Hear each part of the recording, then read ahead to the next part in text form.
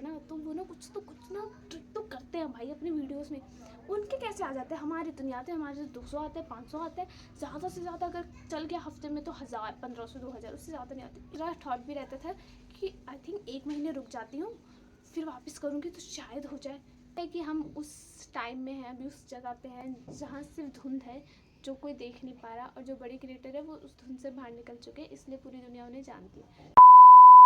Hello guys, welcome back to my channel. I hope आप सभी अच्छे होंगे, प्यार से होंगे, खुश होंगे और हेल्दी और वेल्दी होंगे। आज का जो वीडियो है ना ही तो कोई चैलेंज है और ना ही किसी तरीके का। आज सिर्फ होगी रियल टॉक्स, मतलब बातें करेंगे हम लोग बातें। तो आज की वीडियो है वो है मेरे कंटेंट क्रिएशन की जर्नी के बारे में। कंटेंट क्रिएशन का एक्सपीरियंस बताने वाली हूँ कि एक्चुअल में क्या एक्सपीरियंस है, मैं बताती हूँ अपनी जर्नी। तो मुझे कंटेंट क्रिएट करते हुए आई थिंक 6-7 साल हो गए हैं। जब मैं क्लास 8th में थी या 9th में थी, तब से मैंने कंटेंट क्रिएशन स्टार्ट किया था। ये स्टार्ट हुआ था टिकटॉक से। मतलब ये टिकटॉक जब बंद होने वाला था, उससे हमने आई थिंक कुछ महीने या 1 साल पहले टिकटॉक पे आईडी बनाई थी। तब हमको पता नहीं था ऐसा कुछ होता है, तब वहाँ से आईडी बनाई थी और वहाँ से मैंने स्टार्ट किया था ऐसी नॉर्मल वीडियोस बनाना, लिपसिंग वाली वीडियोस। तो मैंने वहाँ से किया। एंड यूट्यूब पे मुझे ज़्यादा टाइम हो गया है, 2 से 2.5 या 3 साल हो चुके हैं यूट्यूब पे आए हुए। मेरी इतनी लंबी जर्नी में मैंने ज़्यादा नहीं, मैं अभी भी वहीं हूँ। मतलब मैं मानो कि अगर स्टार्टिंग पॉइंट कोई करता है तो मैं अभी भी उससे स्टार्टिंग पॉइंट पे हूँ। शायद मैंने भी बहुत सारी गलतियाँ की हैं, बट अब मुझे दिख रहा है कि हाँ, जो मैं कर रही थी उसमें बहुत सारी मैंने गलतियाँ की है उस टाइम, क्योंकि मेरे इतने साल गए। कहीं कोई भी इतने साल देता है तो आई थिंक कुछ ना कुछ तो रिज़ल्ट मिल ही जाता है, बट मुझे नहीं मिला। ऐसा नहीं है कि बिल्कुल नहीं मिला था, बट कुछ चीज़ें थी वो मैं आपको ना कभी ऐसे डिटेल में बताऊँगी। अभी डिटेल में नहीं, अभी मैं बस बताने वाली हूँ कि क्या गलतियाँ मैंने की थी एंड क्या अब मुझे पता चला है कि ऐसा नहीं करना चाहिए।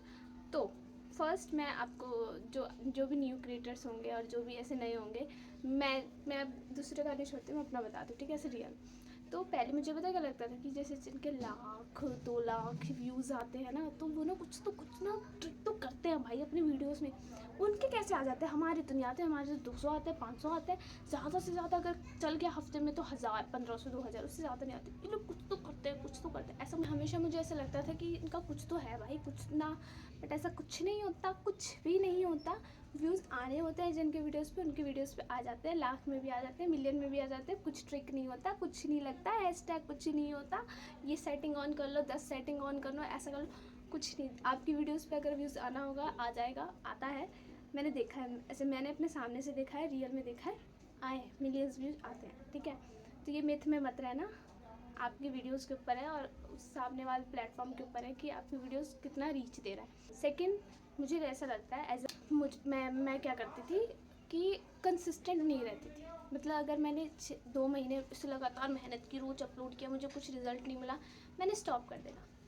वैसे माथा फ्राई हो जाता था मेरा। मतलब कुछ अगर मानो हम कुछ वर्क कर रहे हैं और हमको कुछ रिज़ल्ट नहीं मिल रहा, तो एक ना अपने आप डिमोटिवेशन आती है, लगता है कि रुक जाती हूँ। या तो मेरे मन में एक दूसरा थॉट भी रहता था कि आई थिंक 1 महीने रुक जाती हूँ, फिर वापस करूँगी तो शायद हो जाए।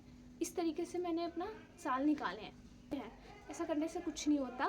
आप अगर 6 महीने बना के फिर रुक जाओगे, फिर वापस स्टार्ट करोगे ना, तो आप वापस से वहीं से आ जाते हो। ऐसा कुछ नहीं होता कि बूस्ट अप हो जाएगा, कुछ नहीं। ऐसा ट्रेंड तो रहना पड़ता है, ये है। और कंसिस्टेंट रहने से होता है भाई, होता है, चीज़ें बदलती है। मेरी मम्मी ने कंसिस्टेंट रह के दिखाया है एंड उनके अभी फेसबुक पे 6 लाख फॉलोवर्स हैं, ठीक है। तो कंसिस्टेंट में तो दम है, ठीक है।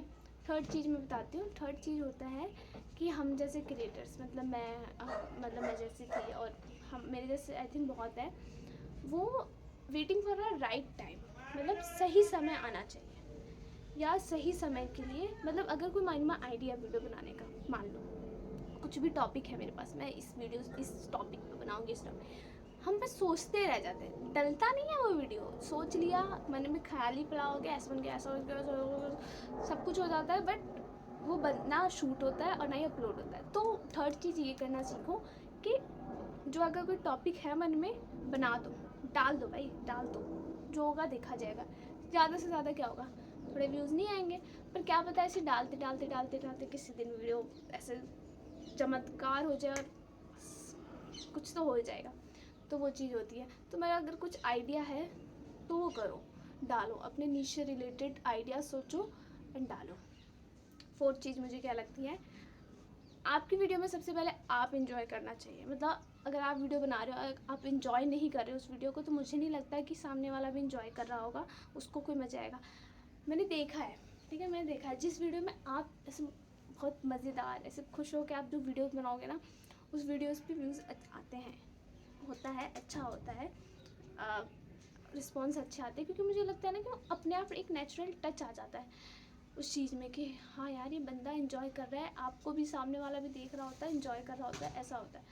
तो वो चीज़ है, तो वो चीज़ होना चाहिए, सिर्फ रियलिटी होनी चाहिए, और अपनी वीडियोस में आप खुद पहले इंजॉय करना सीखो तो हो जाएगा। फिफ्थ मुझे लगता है, एज मेरी थिंकिंग पे, आपके पास लक होना चाहिए। या luck is the important factor. ये जितने भी 4 फैक्टर मैंने बताए उससे ऊपर टॉप पे आता है लक। अगर आपका लक मस्त है तो आप तुरंत अचीव कर लेंगे जो आप करना चाह रहे हो अभी। मतलब सोशल मीडिया पे मैंने बहुत देखा है, लक का भी बहुत मेन रोल होता है, वो तो होना चाहिए। अगर नहीं है तो ऐसा नहीं है कि नहीं हो पाएगा, छोड़ दो, हो जाएगा, बट बहुत टाइम लगेगा, जैसे मेरा टाइम लग रहा है उसी तरीके से, ठीक है। अब एक मैं आपको एक्स्ट्रा बताती हूँ कि मैंने कहीं तो ऐसे सुना था वीडियो में कहीं कि आपका हर एक वीडियो एक इस थॉट में डलना चाहिए। मतलब अगर आप अपलोड कर रहे हैं और आप इस थॉट में डालो कि ये वीडियो शायद चल जाएगी, मतलब ये मेरी लास्ट वीडियो है मेरी मेहनत की। अगर आप मान लो कि आप कर रहे हो, कंटिन्यू मेहनत कर रहे हो, सालों से कर रहे हो एंड हो रहा है, तो आप फिर ऐसा सोच में डालो ना कि हाँ क्या पता ये वीडियो मेरी मिलियन चले, क्या पता इस पर मेरे लाखों व्यूज़ आ जाए। इस थॉट में रख के आप इस थॉट को अपने माइंड में रखो एंड देन अपलोड करो। मतलब हर वीडियो में वो जान डाल दो वो कि हाँ ये तो हो जाएगा, ये चल गया, ये चल गया। इससे क्या होगा ना, पहली चीज़ आप मोटिवेट रहोगे, नहीं हुआ कोई बात नहीं, अब ये वाले डालूंगी ना अब पक्का चल जाएगा, ठीक है। इस तरीके से आप रोज मतलब कंटिन्यू रहोगे, ऐसा माइंड में रहेगा कि अच्छा ये नहीं चला कोई बात नहीं, अब ये नेक्स्ट डालूंगी पक्का हो जाएगा, नेक्स्ट डालूंगी पक्का हो जाएगा। इस तरीके से आप मोटिवेटेड रहोगे। और सेकेंड चीज़ ये रहेगी, क्या पता वही वीडियो आपकी चलने वाली हो। इंसान थकता कब है, हारता कब है, जब वो अपने मंजिल के बहुत करीब होता है, तब वो हारने लगता है। तो क्या पता आप बस उस एक वीडियो से दूर हो, आपका वो वीडियो चल जाए ना आप। मेरा ये करने का था कि वीडियो बनाने का ऐसा कुछ था नहीं, मेरा मन में टॉपिक था, जैसे मैंने आपको बताया मेरा थॉट था, अगर कुछ मन में आइडिया चल रहा है उसे बना दो, क्या होगा ज़्यादा से ज़्यादा यार, क्या हो जाएगा। आपके मन को तसल्ली हो जाएगी ना, आपने करा है, ऐसा तो नहीं है ना नहीं करा है। तो अगर कोई किसी के साथ ऐसा हो रहा है, बहुत सारे क्रिएटर है मेरे जैसे, मुझे पक्का पता है, तो उनको ऐसा ना लगे कि सिर्फ उन्हीं के साथ हो रहा है, हम भी लाइन में, हम भी हैं, हमारे साथ भी ऐसे होता है कि हम उस टाइम में हैं, अभी उस जगह पे हैं जहाँ सिर्फ धुंध है, जो कोई देख नहीं पा रहा, और जो बड़े क्रिएटर है वो उस धुंध से बाहर निकल चुके हैं, इसलिए पूरी दुनिया उन्हें जानती है। चिंता मत करो, हमारा भी ख़त्म होगा, हमारा भी वो सफ़र होगा, हम भी एक दिन अच्छे वाले कुछ तो बन ही जाएंगे। जिस मकसद से हम वर्क कर रहे हैं वो मकसद शायद पूरा हो जाए। It's it for the video. I hope आपने वीडियो अगर यहाँ तक देखी है उसके लिए शुक्रिया, उसके लिए थैंक यू सो मच। फिर मिलते हैं एक नया आइडिया और नए वीडियो के साथ, तब तक के लिए बाय बाय।